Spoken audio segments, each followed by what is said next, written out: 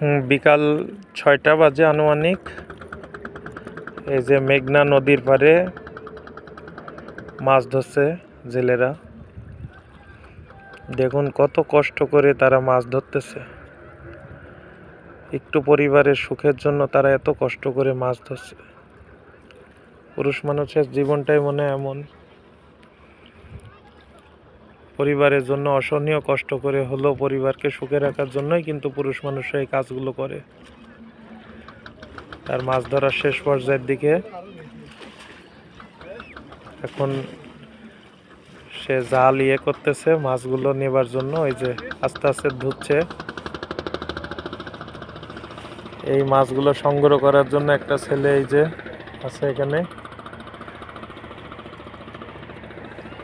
এই যে আর এক ভাই তার এই যে মাছ রাখার জন্য জায়গার ব্যবস্থা করতেছে।